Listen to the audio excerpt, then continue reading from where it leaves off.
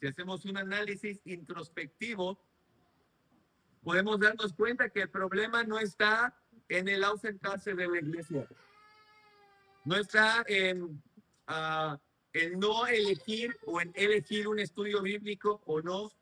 El problema no está absolutamente en no compartir el evangelio. El problema tampoco está cuando queremos ausentarnos por un tiempo de la iglesia o no asistir a algunos servicios o no ir a los grupos pequeños. El problema no está en no involucrarnos absolutamente en el servicio. El problema no está en no ser dadivosos o en nuestra manera de conducirnos, en cómo tratamos a las personas o en cómo maltratamos a las personas. El problema no está en cómo no amo a mi cónyuge o en cómo no amo a mis hijos. Si estas cosas permean en tu vida, realmente esto es solo la punta del iceberg. Porque el problema yace, el problema está, mora en la ausencia de la pasión por la palabra. Ahora vayamos a nuestro estudio de lleno. Salmo 19. Salmo 19. Vamos a leer del versículo 1 al 8. Salmo 19, del versículo 1 al 8. Y bien, la palabra salmo, a modo de introducción, la palabra salmo proviene del griego y designa y se refiere a lo siguiente: es un poema cantado con acompañamiento musical. En hebreo se conoce como el Tehilim o Teilim, que significa alabanza. Y aunque no todos los salmos funcionan como himnos de alabanza, algunos salmos constituyen géneros literarios distintos. Ahora, el salmo es poético, el salmo es un género, es literatura poética, pero funcionan en ocasiones como oraciones e himnos inspirados, utilizados en la adoración en el templo de los israelitas, frecuentemente acompañados por música. Y existen categorías de salmos, cada una con características y funciones particulares. Están los salmos de lamento, están los salmos de alabanza, los salmos declarativos, los salmos de alabanza descriptiva, los salmos mesiánicos, los salmos de sabiduría. Y desde una perspectiva hermenéutica, es importante reconocer que aunque los salmos incluyen metáforas, escucha esto, también contienen doctrina. Y su propósito principal es litúrgico. Además, es poesía hebrea. Están saturados de metáforas y símbolos, de lenguaje figurado, y frecuentemente expresan emociones intensas que reflejan la reacción visceral, es decir, de dentro del salmista. En ocasiones expresa lo que siente a causa de las pruebas, a causa de tragedias, a causa de victorias. Y hermanos, el libro de los Salmos funciona como un himnario en la nación judía y ha ejercido profunda influencia en la tradición cristiana. El Salmo a estudiar, escuche, el Salmo 119 entra en la categoría de Salmo de sabiduría. Porque a diferencia de otras categorías, lo que busca el autor de este salmo, escucha, lo que busca el autor de este salmo es que nosotros busquemos la palabra. Es exhortar a los hijos de Dios a seguir la piedad, la santidad de vida, además de prescribir la norma verdadera de la adoración a Dios, de modo que los fieles se dediquen completamente al estudio de la ley de Dios, porque la palabra de Dios es el fundamento de nuestras vidas. Así que el propósito del salmista es que los creyentes estén completamente dedicados a la ley de Dios. Este salmo, además, tiene el fin de perfeccionar a quienes anhelan la perfección, despertar el celo en quienes viven en comodidad, alentar a los desanimados y a corregir a los indiferentes. Salmo 119 para que usted lo sepa, porque lo vamos a ver durante 22 semanas. El Salmo 129 se estructura en 22 estrofas. Como es un canto, como es un himno, es una alabanza, tiene estrofas y tiene 22 estrofas. Cada estrofa tiene 8 versos. Cada estrofa contiene una letra del alfabeto hebreo, por eso son 22 estrofas. El alfabeto hebreo contiene 22 letras. Cada verso, escucha, cada verso de cada estrofa, dijimos que son 8 versos por estrofa, cada verso de cada estrofa comienza con la letra del alfabeto hebreo que corresponde. Por ejemplo, del versículo 1 al 8, inicia con palabras que comienzan con la letra Aleph. Esa es la primera letra del alfabeto hebreo, Aleph. Todos estos versos, todos estos 8 versos comienzan con la letra Aleph. Pero del versículo 9 al 16 comienzan cada versículo con la letra Bet. De los versículos 17 al 24 comienzan con la letra Gimel. Y así sucesivamente. Así que son 22 párrafos, cada párrafo comenzando con la letra de su estrofa. Así que esta estructura es acróstica, por si no se han dado cuenta. Y lo convierte en el acróstico más complejo y elaborado de las escrituras. Aunque existen otros acrósticos en la Biblia, este acróstico es el único acróstico que tiene letras consecutivas, que va en orden alfabético. ¿Y por qué el Salmo es así? ¿Por qué este Salmo 119 es así?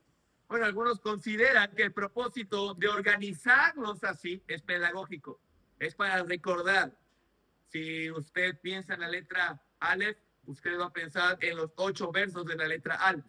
Si usted piensa en la letra Bet o Gimel, usted va a pensar en los 8 versos de esa letra. Así que solamente es pedagógico. Y un último dato antes de entrar al texto. De los 176 versículos, 171 menciona la palabra de Dios mediante sinónimos como la ley, testimonio, caminos, preceptos, estatutos, mandamientos, palabra, dichos. Así que exactamente veremos cómo este salmo va transformando nuestras vidas por medio de lo que este salmo nos enseña de la misma palabra. Lo que debemos hacer con la palabra, lo que debe suceder a causa de la palabra. Y comenzamos con la letra Aleph. 8 versos de la letra Aleph. Versículo 1 al 8. Bienaventurados los perfectos de camino, los que andan en la ley de Jehová. Bienaventurados los que guardan sus testimonios y con todo el corazón le buscan, pues no hacen iniquidad los que andan en sus caminos. Tú encargaste que sean muy guardados tus mandamientos. Ojalá fuesen ordenados mis caminos para guardar tus estatutos. Entonces no sería yo avergonzado cuando atendiese a todos tus mandamientos. Te alabaré con rectitud de corazón cuando aprendieres tus justos juicios. Tus estatutos guardaré, no me dejes enteramente. Y bueno, si usted me pregunta si hay algún bosquejo para este salmo, sí. Y hoy veremos solo 3 puntos. 3 puntos. La felicidad que nos da la palabra, la santidad que nos da la palabra y la alabanza que nos da la palabra. La felicidad, ¿qué más? La santidad y la alabanza. Versículo 1 y 2, la felicidad. Bienaventurados los perfectos de camino, los que andan en la ley de Jehová. Bienaventurados los que guardan sus testimonios y con todo el corazón le buscan. Aquí hallamos una bienaventuranza, y qué extraordinario es que el Salmo 119 comience con una bienaventuranza. Felices, contentos. ¿Ustedes quiénes? Pero para empezar, ¿quiénes son los bienaventurados? Un bienaventurado es un hombre feliz o dichoso. Si usted te está preguntando cómo puedo ser feliz, aquí está la respuesta. Ahora, la bienaventuranza es ocasionada necesariamente por algo. Y el escritor de este salmo nos da la razón por la cual un hombre es bienaventurado. Su respuesta es breve, es corta y dicha de maneras diferentes. Versículo 1, mire la razón por la cual un hombre es bienaventurado. Los de perfecto camino. Versículo 1, los que andan en la ley de Jehová. Versículo 2, los que guardan sus mandamientos. Todo esto es una sola verdad. Todo esto es una sola verdad. Son bienaventurados aquellos que viven, escucha, que viven vidas rectas a causa de la palabra. Son felices quienes viven en justicia. Pero usted podrá decir, hermano, yo no encuentro la felicidad en andar en los mandamientos. ¿Por qué me traería felicidad ser restringido de aquello que quiero? ¿Por qué me traería felicidad el no hacer lo que yo quiero hacer? ¿Por qué me traería felicidad el hecho de que Dios me restrinja algunas cosas que realmente quiero hacer? Y bueno, como dijo Charles Spurgeon, que solo el que disfruta esta experiencia puede entender profundamente este salmo. Quizá la gente no entienda por qué hay bienaventuranza, por qué hay el hecho de que una persona puede ser feliz a través de obedecer los mandamientos, pero aquel que es justo lo entiende. Sabe la bienaventuranza que hay, sabe lo feliz que puede estar, lo dichoso que puede estar una persona que anda, camina, guarda los mandamientos del Señor. Pero nota las tres analogías en los dos versículos. Mira el versículo, perfectos de camino. Notas, esto es una analogía. ¿Quiénes son los perfectos de camino?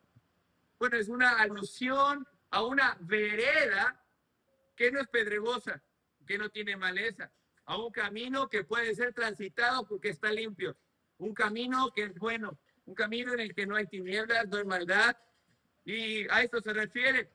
Bienaventurado aquel que su camino es bueno, que su camino es agradable. La segunda analogía es los que andan en la ley. Andar en la ley, una analogía completamente lógica, aquel que vive, mora, camina, se establece en la justicia de Dios.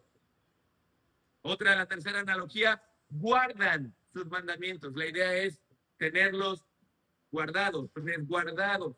Es una metáfora que enseña la manera en la que atesoramos la ley de Dios.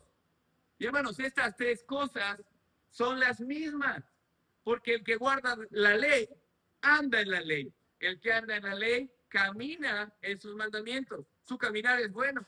El que es perfecto de camino, él es el que guarda los mandamientos.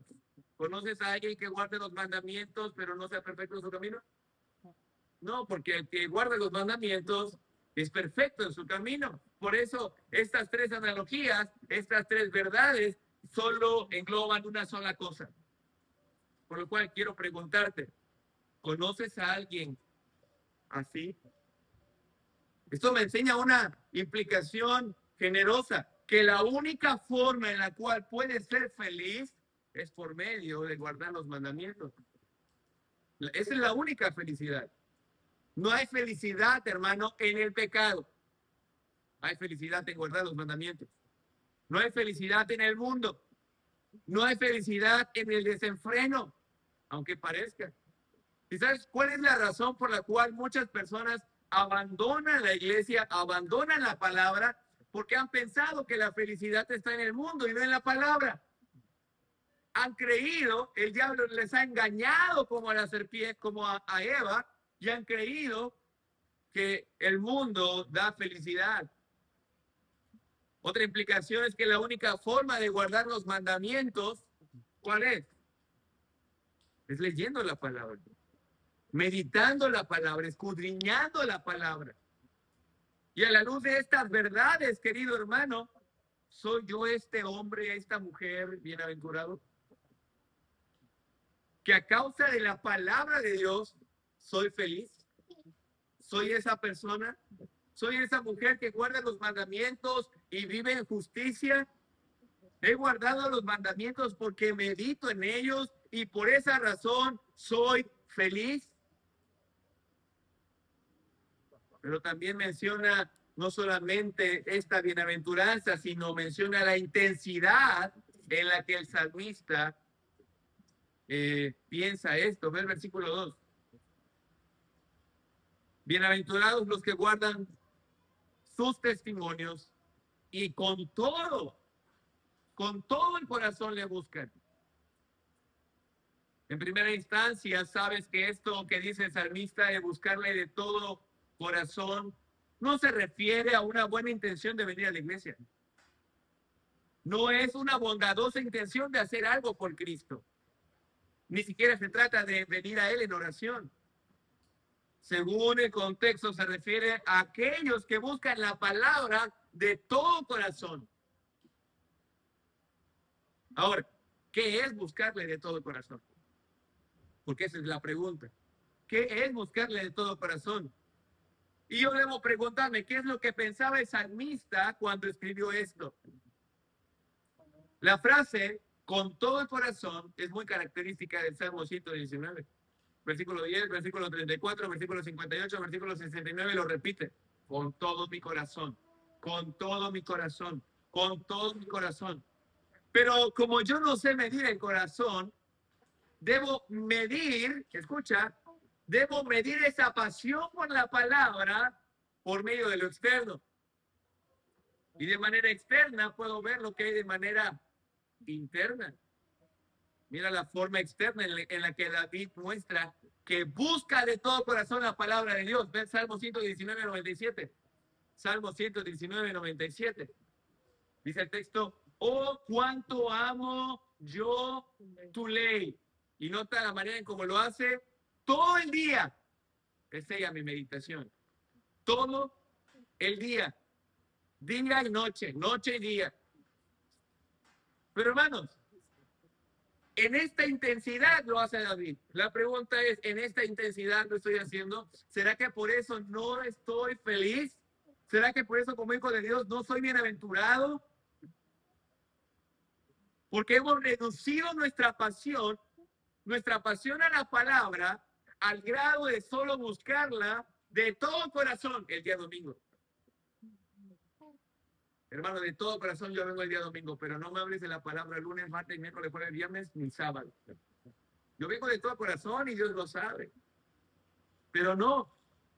El salmista decía, cada día es ella mi meditación. No solo cuando voy a la iglesia, sino cada día. Y en esto radica la felicidad, de que Él se deleite en la palabra cada día. Hermano, ¿estás buscando la palabra cada día? ¿Estás buscando la palabra de todo corazón? ¿Estás meditando en ella de todo corazón? Un verso diario no es buscarla de todo corazón. Un sermón por domingo no es buscarla de todo tu corazón. Yo preguntaba en el grupo pequeño ayer, ¿cuándo fue la última vez que memorizaste un versículo de la Biblia? ¿Cuándo fue la última vez?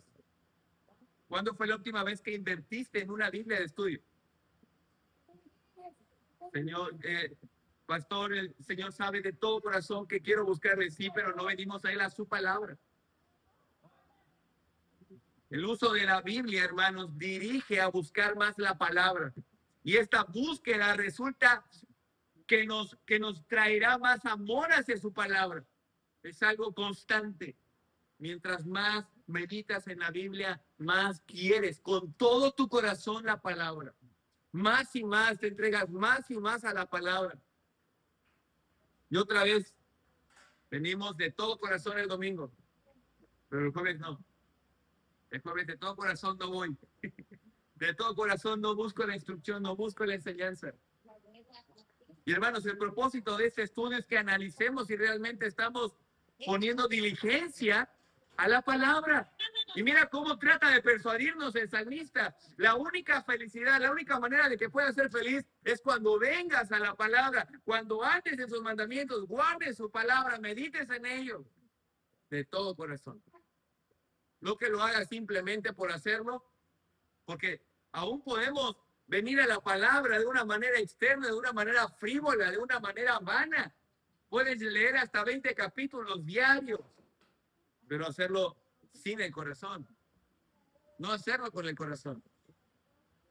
Hermano, ¿estás buscando la palabra con todo tu corazón? Ahora, esto no se trata de buscar la palabra para tener más conocimiento y llenarnos de conocimiento. Esto no se trata de buscar la palabra para eso. Se trata de venir a la palabra para ser perfectos y así ser bienaventurados. Bienaventurados los perfectos de camino. Bienaventurados los que guardan tus mandamientos. Así que la palabra nos trae felicidad, aunque usted no lo crea. Pero también la palabra nos trae santidad. Ahora, todo esto dicho es verdad, porque el verso 3 es consecutivo a lo dicho anteriormente y a la misma vez el versículo 3 nos muestra que la palabra nos santifica. Versículo 3. Pues no hacen iniquidad los que andan en tus caminos. ¿Por qué? Porque la palabra santifica. La palabra nos limpia. Jesús dijo en Juan 17, santifícalos en tu verdad. Su palabra es verdad.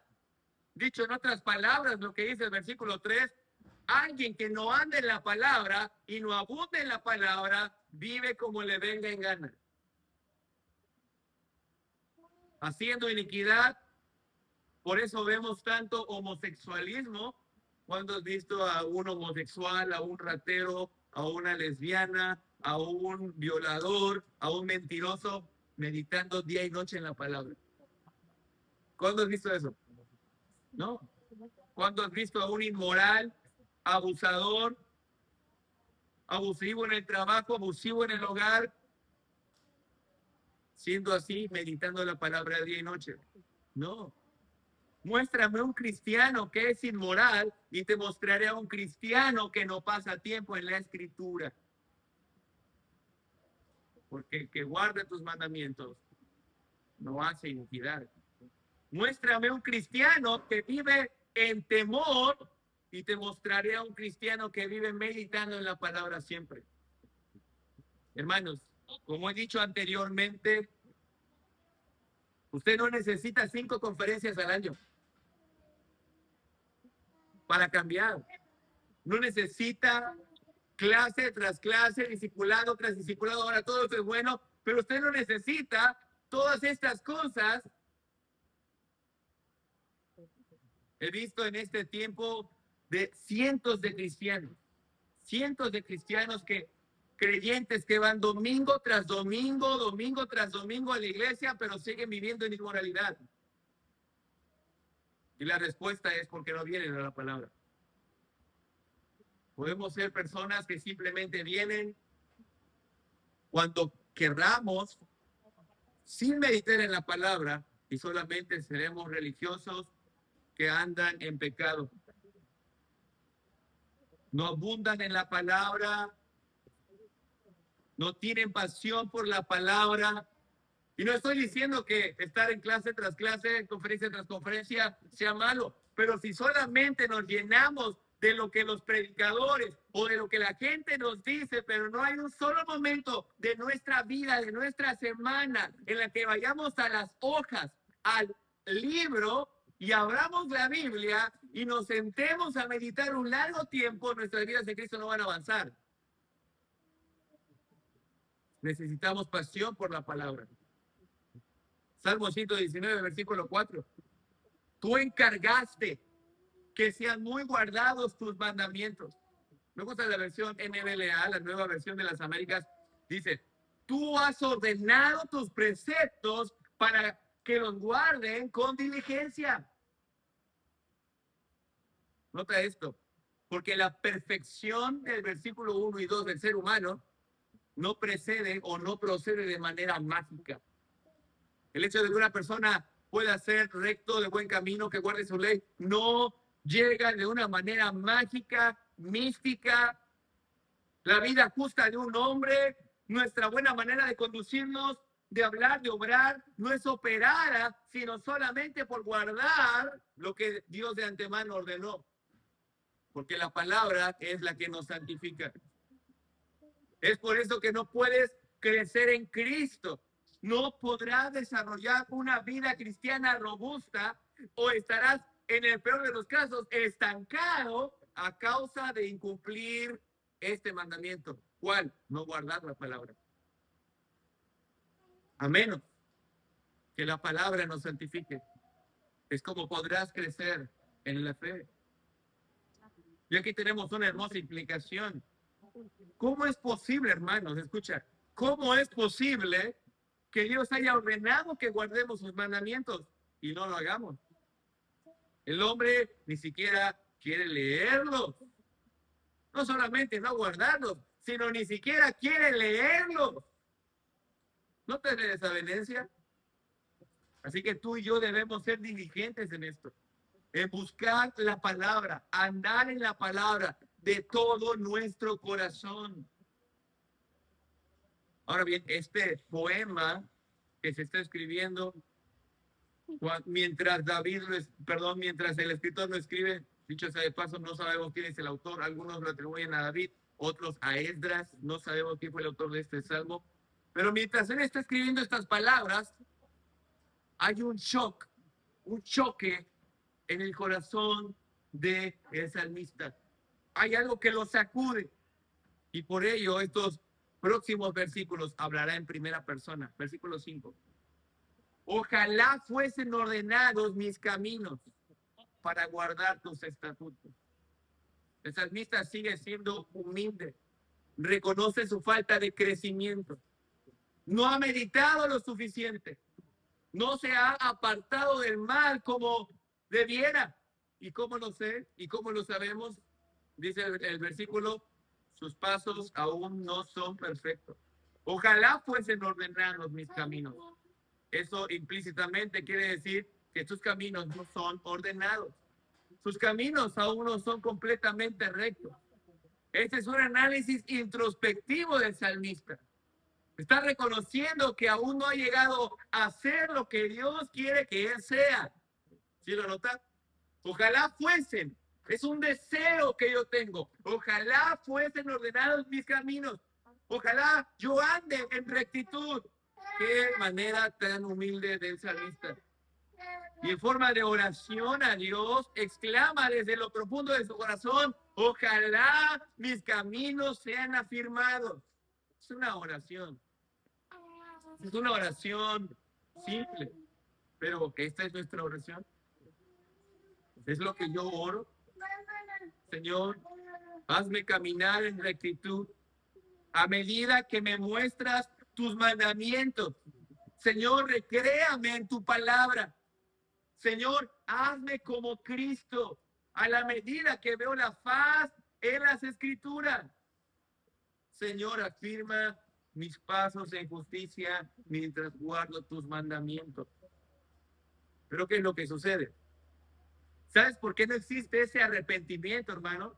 ¿Sabes por qué no existe esa convicción, ese deseo, ese ímpetu, esa pasión por la palabra de decirle al Señor, Señor, endereza mis pasos? ¿Sabes por qué? Porque no hemos meditado en la palabra, que mis pasos están en mal camino.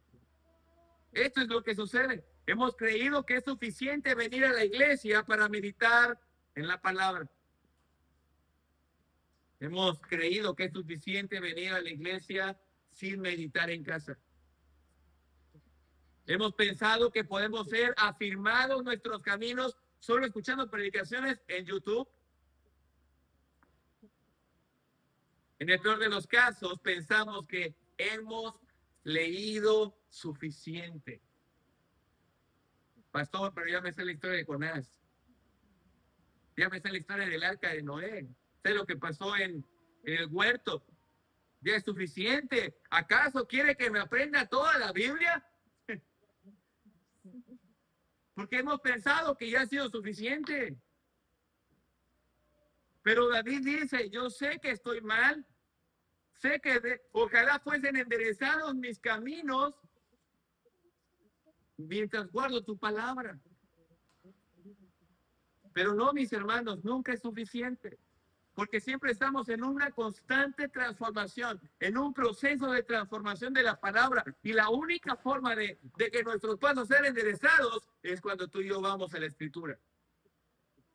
Es ahí. Mientras uno crece en experiencia en el Señor, su capacidad de cumplir la voluntad de Dios también crece. Y David dice, me hace falta.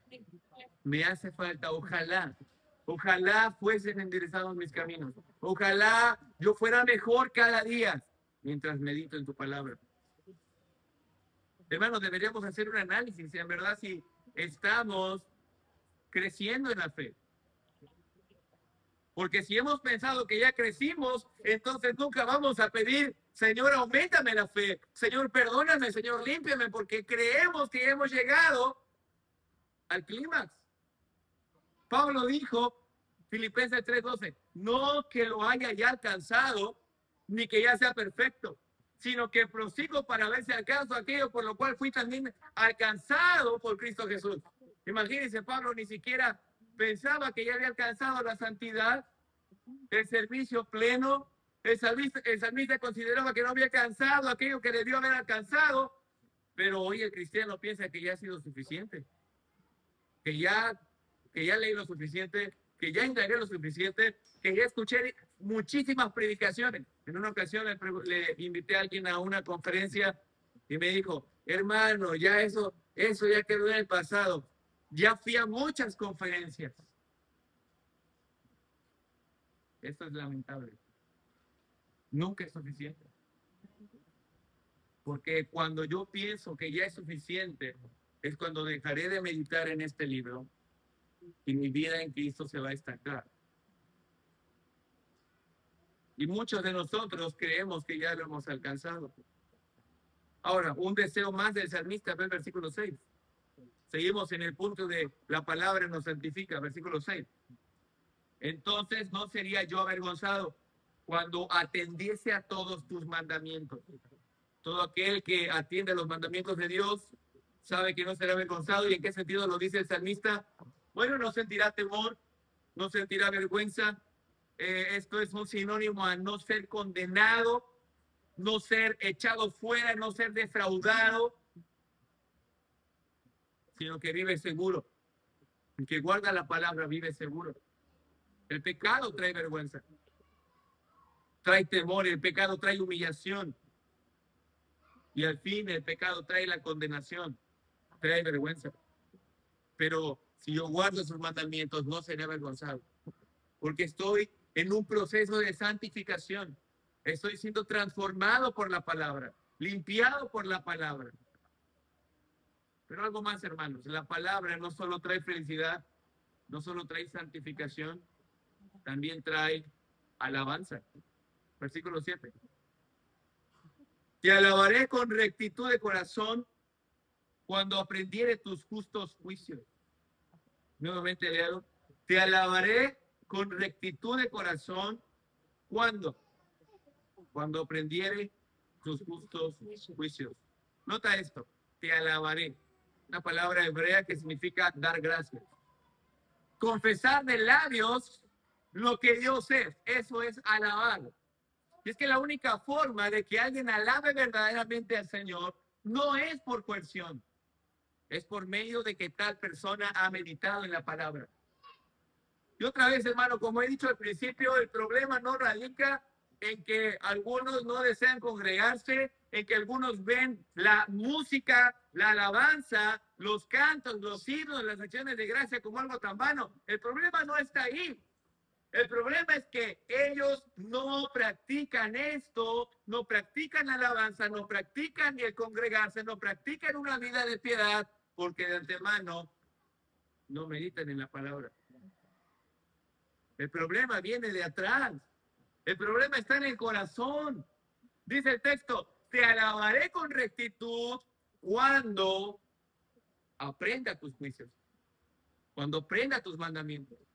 Y otra vez, dime una persona que no desea adorar al Señor, que no desea cantar al Señor, que no desea meditar entre los hermanos, que no desea ser exhortado entre los hermanos, que no desea pensar en el Señor el día domingo, el día jueves, que no desea tener una coinonía el día martes y te mostraré a alguien que no medite la palabra. Alguien que no le alaba es alguien que no desea aprender los justos juicios de Dios. Léalo nuevamente. Te alabaré con rectitud de corazón. ¿Cuándo? ¿Cuando me obligue mi padre? ¿Cuando me obligue mi madre? No. Cuando aprenda tus juicios. Cuando aprenda tus justos juicios.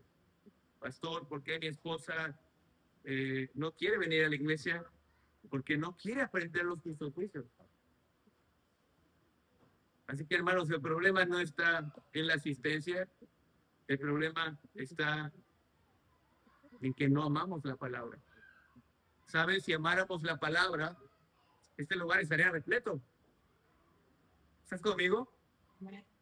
Cada banca, es más, ni siquiera las bancas no solo estarían llenas, no había cabida para este recinto. Porque mientras más medito en ella, podré ver lo grande que es el Señor y lo malo que he sido yo con Él. Y cuando vea lo que Dios es en la Escritura, veré lo pecador que soy y concluiré diciendo lo que dijo Pedro: apártate de mí, Señor, porque soy hombre pecador. Concluiré diciendo lo que dijo el profeta Isaías: soy muerto. Porque siendo un hombre inmundo de labios y habitando en pueblos de labios inmundos, han visto mis ojos a Jehová de los ejércitos. Alabaremos al Señor porque le conocemos por su palabra. Siendo un poco más aplicativos, si usted no tiene el deseo de dar gracias a Dios, de alabarle, de exaltar su nombre, no deseas congregarte, no deseas rendir tu servicio al Señor por medio de tu presencia en este lugar, por medio de tu contribución financiera, entonces tú necesitas meditar más en su palabra. Porque naturalmente quien aprende la palabra, le alaban. Quien aprende la palabra, le alaban. Y hermanos, la evidencia está en que hay mucha deficiencia a causa de no amar la palabra. Una persona que aprende los juicios de Dios, que aprende los mandamientos, vive una vida en adoración. Vive una vida en adoración. ¿Y cómo sabemos que es digno? Por la palabra. Porque lo hemos visto en la palabra. Por ello termina el salmista diciendo, en el versículo 8, tus estatutos guardaré. No me dejes enteramente. La manera de tener comunión con el Señor, hermanos, escucha, la manera de tener comunión con el Señor nunca ha sido sino solamente guardando su palabra. A medida que yo medito en la palabra, tengo comunión con el Señor. Hermano, ¿hace cuánto que el Señor se apartó de ti porque no hay una vida en piedad? ¿Y por qué no hay una vida en piedad? Porque no vas a la palabra. Y hermanos, el salmista expresa su deseo de seguir creciendo en el conocimiento de los justos juicios de Dios. Sigue queriendo la santidad, sigue queriendo tener un corazón recto, que a su vez aumenta su capacidad de alabar a Dios. Y el creyente que ama a Dios y a su palabra sigue subiendo en espiral en la comunión con el Señor. Nunca va hacia abajo, nunca se queda estancado, sino que porque ama la ley, porque ama la palabra, va creciendo como una espiral de más y más comunión, más servicio, más felicidad verdadera, más santidad, más alabanza. Pero si en la vida de una persona no hay esto, no hay alabanza, no hay adoración, pues entonces no ama la palabra. No quiere alabar porque no busca la palabra. No quiere aprender los juicios. ¿Hace cuánto, hermano, que no tienes comunión con el Señor? Tus estatutos guardaré, no me dejes enteramente. Yo creo que es definitivo este último versículo. Porque si la palabra me trae felicidad, si la palabra me trae santidad, y si la palabra me impulsa a alabarle, yo termino diciendo, no quiero que te apartes de mí. Seguiré guardando tus mandamientos. Seguiré meditando en tu palabra. No te apartes de mí, enteramente. Nunca. Sé lo que tú traes, sé lo que tú eres. Sé que tu palabra me trae el conocimiento que necesito para alabarte, para ser santo, para estar feliz. Nunca me dejes. Meditaré en tu palabra. Hermanos, esa es la letra Aleph. La próxima semana continuaremos con la letra Bet. Oramos. Agradecemos, Señor, en esta noche por tu palabra.